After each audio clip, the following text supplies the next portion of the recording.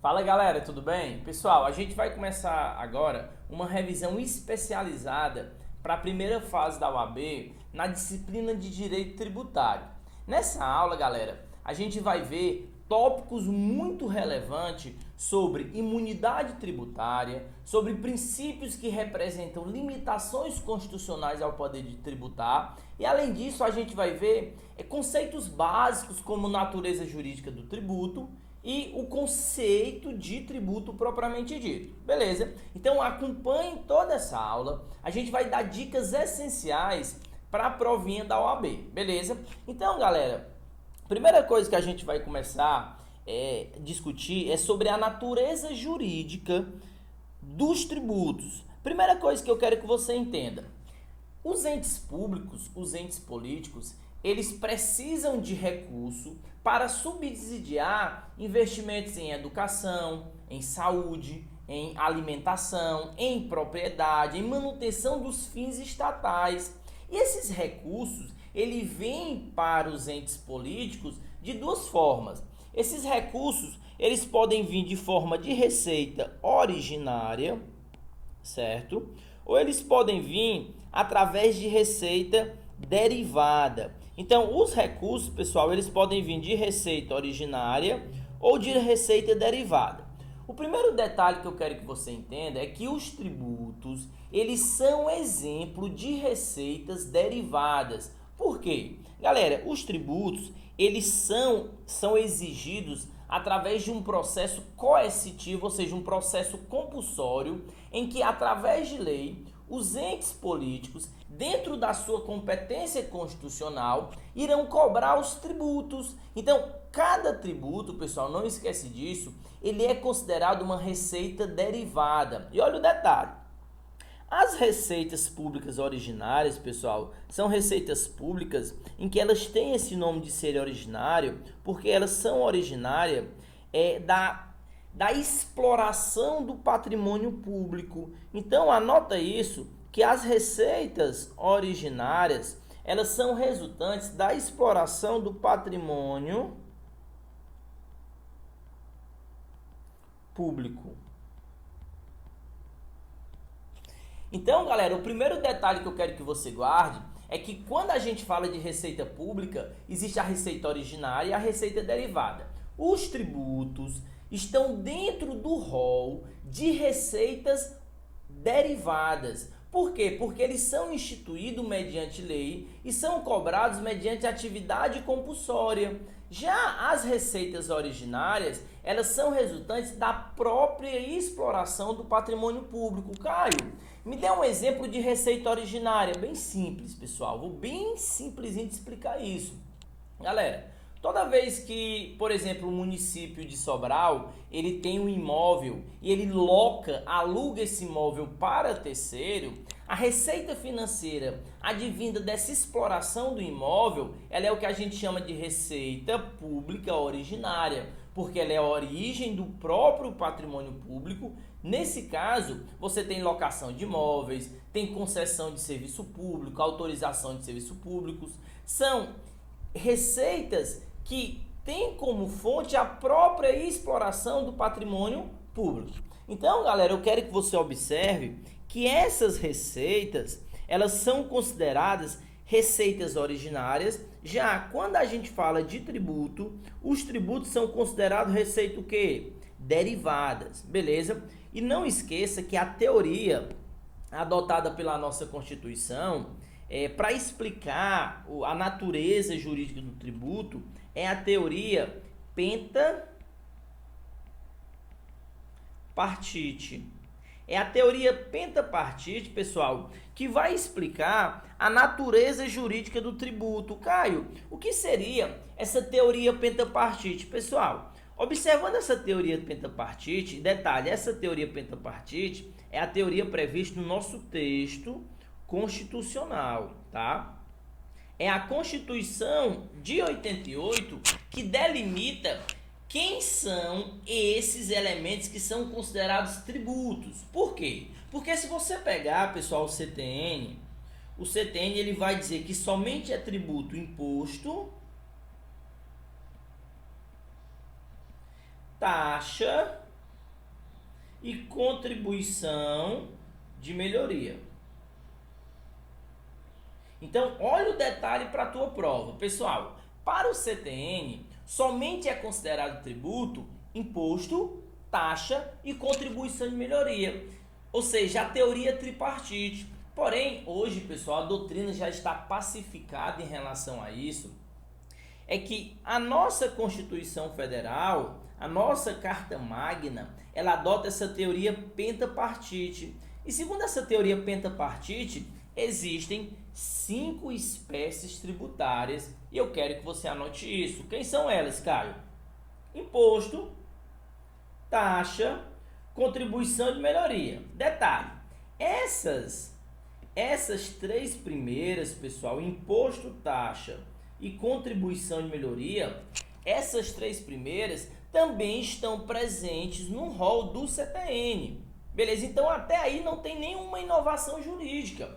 Porém, quando a gente pega, pessoal, empréstimo compulsório e contribuições especiais, aí você tem a inovação legislativa proporcionada pela Constituição de 88. Por isso que a teoria adotada hoje dentro do nosso ordenamento jurídico é a teoria o quê? Pentapartite, em que há 5 espécies tributárias: imposto, taxa, contribuição de melhoria, empréstimo compulsório e as contribuições de natureza o quê? Geral. Então guarde isso para a sua prova, que a teoria adotada pela nossa Constituição é a teoria pentapartite, penta da ideia de 5 naturezas de tributo. Beleza? Então, galera, acompanhando aqui nosso quadro, a gente revisou que a natureza jurídica do tributo, quanto tipo de receita? É uma receita o quê? Derivada, beleza? É uma receita o quê? Derivada, tranquilo? E cuidado para você não confundir na prova a diferença que existe entre receita derivada e receita o quê? Originária, beleza? Então é uma diferença bastante tênue que você não pode confundir na hora da sua prova, tranquilo? E aí, galera, agora a gente vai falar propriamente dito do conceito de tributo. É um conceito que com certeza vai estar na sua prova, em que ele delimita todo o arcabouço jurídico dos tributos, tranquilo? Então observa comigo, pessoal, o que é que o artigo 3º do CTN fala pra gente, ó. Ele fala assim, ó: o tributo é toda prestação pecuniária compulsória. Então eu vou marcar aqui, pessoal, de vermelho, para você não esquecer isso, que o tributo é toda prestação pecuniária de caráter compulsório. O que é que significa isso? Primeiro, a forma de pagar o tributo. Pessoal, o pagamento do tributo vai fazer o que a gente chama de extinção do crédito tributário. E esse pagamento ele pode ser realizado em dinheiro, certo? Ou em bens equivalentes em dinheiro. Caio, me dê um exemplo de bens que são equivalentes em dinheiro. Pessoal, o próprio processo de estampilha, certo? O próprio cheque que compensado se transforma em dinheiro. E hoje a gente tem uma inovação jurídica, quando a gente fala essa prestação pecuniária que deve ser paga em dinheiro, é quando a gente fala de extinção do crédito tributário mediante dação de pagamento de bem imóvel, tá? A dação em pagamento, pessoal, é uma novidade jurídica em que através de dação em pagamento, o sujeito passivo, ele pode extinguir o crédito tributário. Então não esquece que essa prestação pecuniária, pessoal, pode ocorrer mediante dação em pagamento. Beleza? Então não esqueça disso, pessoal, que o empréstimo, os tributos, quanto à forma de pagamento, tá? Eles podem ser extintos com pagamento em dinheiro ou qualquer bem, qualquer espécie equivalente a dinheiro, inclusive no processo de dação em pagamento de bens imóveis. Caio, o que é isso? É como se fosse assim, ó. Você tem um bem e você deve um tributo. Você pega esse bem imóvel e dá para quitar aquela tua dívida o quê? Tributária, beleza? Então o primeiro conceito que eu quero que você guarde, pessoal, é esse daqui, que o tributo é toda prestação pecuniária e de caráter compulsório. Guarde isso na sua prova. O que é que significa dizer, pessoal, que o caráter ele é compulsório? É que o pagamento do tributo ele é obrigatório. Pessoal, se o sujeito passivo,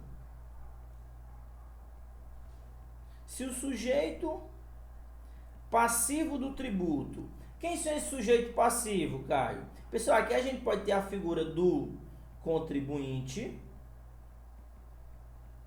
tá? E a gente pode ter a figura do responsável tributário. Esses daqui, pessoal, são os dois sujeitos passivos de qualquer tributo, beleza? Então preste atenção. Quando a gente fala que o tributo ele é toda prestação pecuniária, eu quero que você entenda que essa prestação pecuniária reflete para a gente que é uma prestação de caráter o quê? Obrigatório. Então, se o sujeito passivo, seja contribuinte ou seja ele responsável, se eles executarem o fato gerador, consequentemente, eles terão que fazer o pagamento do tributo. Por isso que a gente fala que é uma prestação pecuniária de caráter o quê? Compulsório. Não esquece disso. É uma prestação pecuniária de caráter compulsório. Continuando.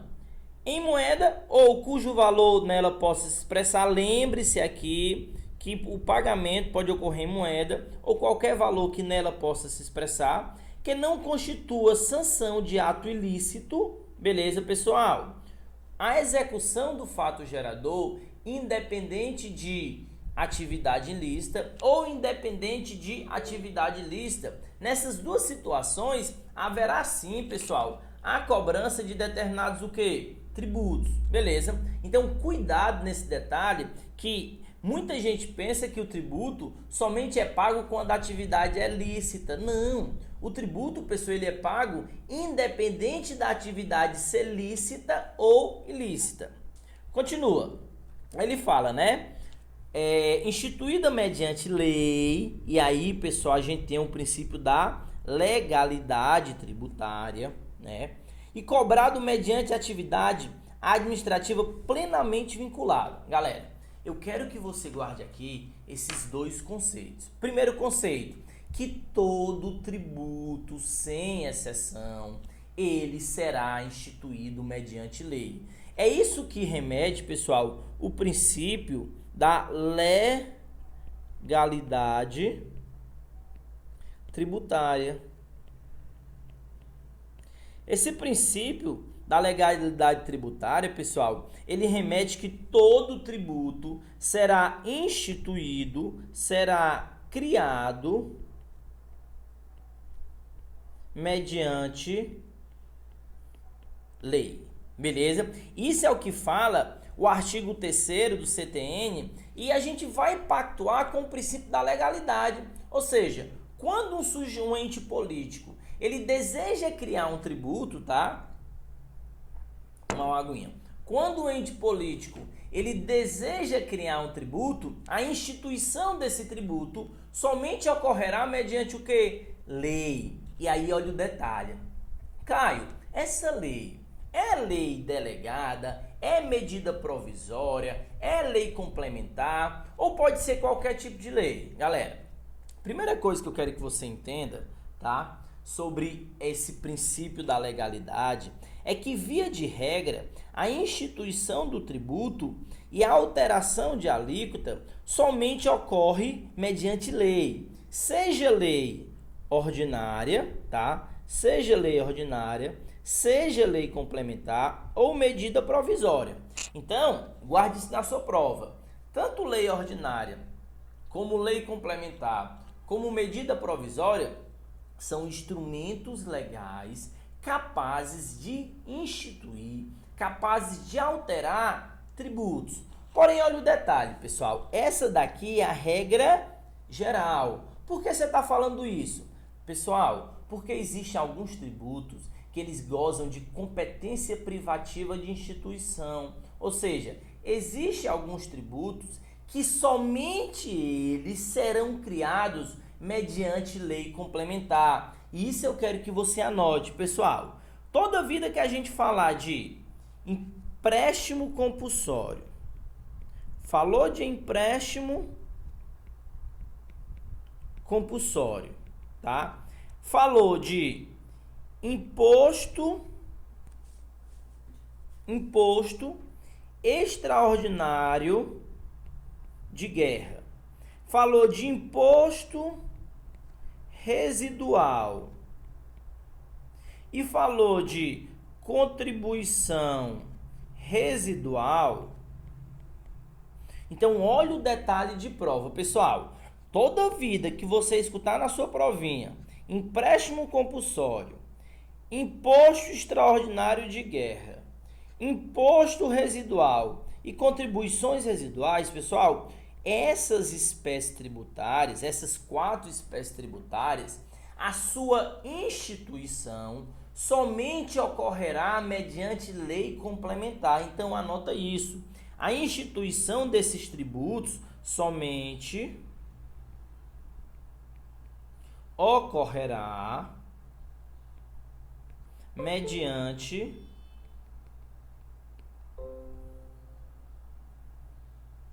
lei complementar. Beleza? Então, cuidado com esse detalhe, porque esses 4 tributos, pessoal, empréstimo compulsório, imposto extraordinário de guerra, imposto residual e contribuições sociais residuais, essas 4 espécies tributárias somente serão instituídas mediante o que? Lei complementar. Então é o que a gente chama de princípio da legalidade restrita, porque essas 4 espécies tributárias somente serão instituídas mediante o que? Lei complementar. Beleza? Então, galera, vamos continuar aqui nosso assunto, nossa aulinha. E eu quero agora falar para vocês ainda sobre o artigo 3º, pessoal, no finalzinho, quando ele fala assim, ó, e cobrado mediante atividade plenamente vinculada. Pessoal, essa atividade administrativa plenamente vinculada, você vai anotar na sua prova que essa atividade ela é chamada de lançamento tributário. Pessoal, essa atividade administrativa plenamente vinculado, que é capaz de cobrar o tributo, ela é o que a gente chama de lançamento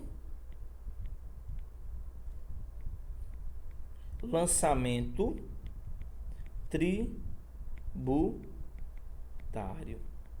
Beleza? Galera, e esse lançamento tributário, ele é um processo vinculado. Ele é um processo vinculado, por quê, Caio?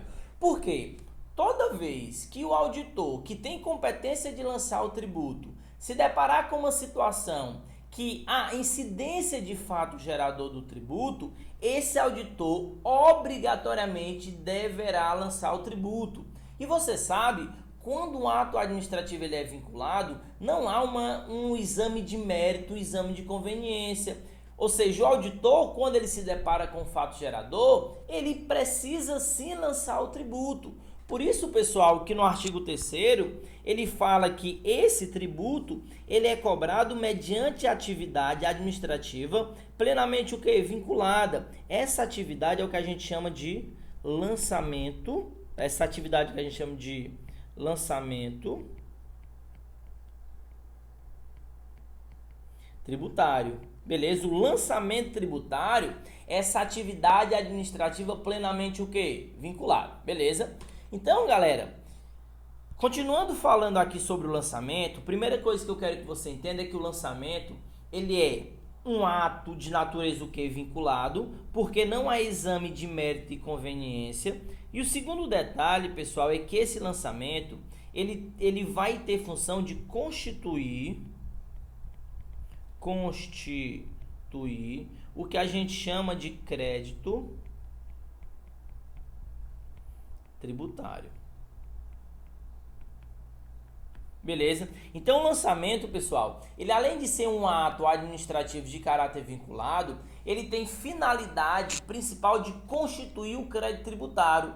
Guarde isso na sua prova. que o tributo ele somente torna-se exigível a partir do lançamento tributário. E não é só isso, pessoal. O lançamento tributário, além de constituir o crédito tributário, o lançamento tributário ele tem uma natureza jurídica o quê?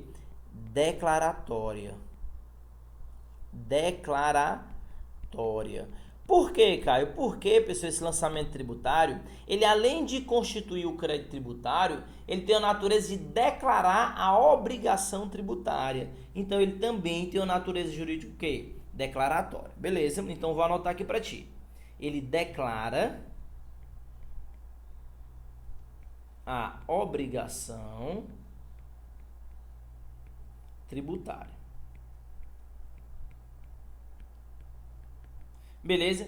Então, se na tua prova vier uma questão mensurando para você discorrer sobre a natureza jurídica do lançamento tributário, você não pode esquecer que esse lançamento tributário ele tem natureza dúplice. Dúplice por quê? Porque ele tem a natureza prospectiva, que seria o quê? Seria constituir o crédito tributário, e esse lançamento ele tem uma natureza retrospectiva, que seria o quê? Declarar a obrigação tributária já constituída, beleza? Então, o lançamento tributário, pessoal, ele além de constituir o crédito tributário, esse lançamento tributário, que é um ato vinculado, ele vai declarar a relação que? Obrigacional, beleza? Continuando aqui, galera, vamos falar agora sobre a natureza jurídica do tributo. Pessoal, perceba, a gente conceituou os tributos, né? Entendemos que a nossa teoria constitucional adota a teoria pentapartite, e agora a gente vai falar sobre a natureza jurídica do tributo e o que vai determinar essa natureza jurídica. Então pega comigo aí, pessoal, o artigo 4º do CTN, em que ele fala assim, ó, a natureza jurídica específica do tributo é determinada pelo seu, aí vai a nota, ela é determinada pelo seu fato gerador. Pessoal, anota isso na sua prova. O que vai determinar a natureza jurídica do tributo é o seu fato gerador. Beleza? Então, todo tributo, pessoal, ele somente constitui a relação obrigacional quando você tem a execução do quê? Do fato gerador. E é esse fato gerador, pessoal, que vai delimitar a natureza jurídica o quê? Do tributo. Beleza? Então não esquece, pessoal, desse artigo 4º do CTN, que ele fala que a natureza específica do tributo é determinada pelo quê? Pelo seu fato gerador, da respectiva obrigação, sendo irrelevante para qualificar as denominações e demais características e a destinação legal do produto de arrecadação. Eu quero que você guarde isso de forma bem simples. Qual elemento vai determinar a natureza jurídica do tributo? E você vai falar isso com muita tranquilidade de seu coração, que o elemento que vai determinar a natureza jurídica do tributo é o quê? O fato gerador tributário. O conceito jurídico, pessoal, de fato gerador tributário é a execução material em que haverá incidência do imposto, do tributo. Então, essa execução material, esse fato gerador é que vai delimitar a natureza jurídica do quê? Do tributo. Beleza? Então, galera, continuando aqui nossa aulinha, não esquece que a natureza jurídica do tributo é muito importante. Galera, a gente vai falar agora sobre um tópico muito importante em que a gente vai discorrer sobre as principais diferenças entre imposto e taxa, beleza? Primeira coisa que eu quero que você entenda, pessoal, imposto e taxa são tributos de natureza, são receitas de natureza o quê? Derivada. Porém, pessoal, eles têm uma diferença muito grande, muito distante, que vai diferenciar os impostos das taxas. Primeira coisa, pessoal, vamos anotar aqui, ó. O imposto,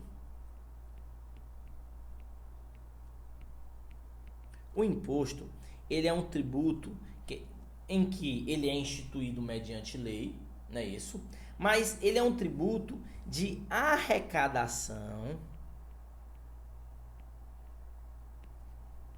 não vinculada.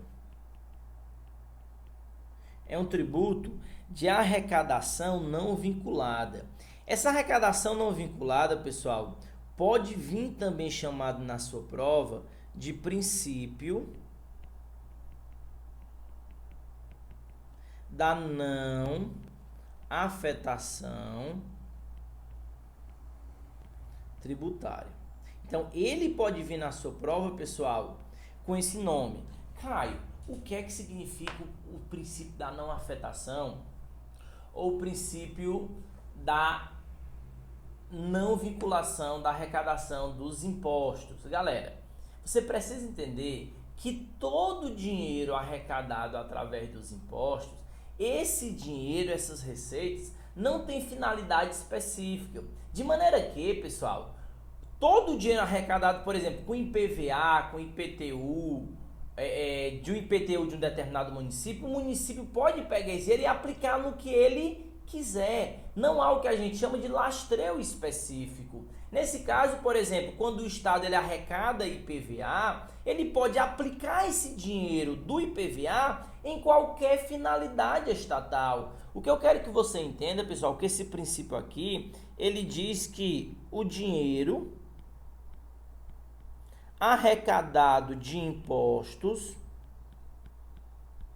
certo? O dinheiro arrecadado de impostos, eles têm aplicação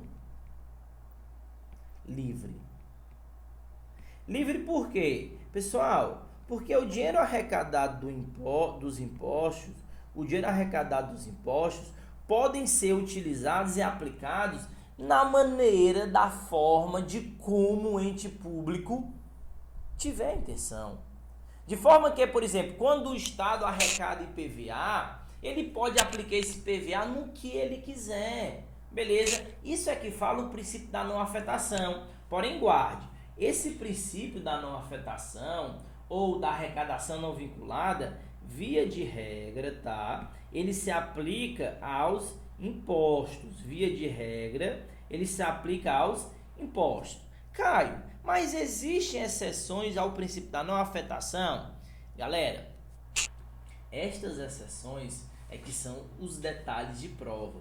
Existem algumas exceções em que os impostos poderão sim ter arrecadação vinculada. E observa no quadro, pessoal, que eu faço um esquema de quais são essas exceções e eu quero que você guarde isso para a sua prova.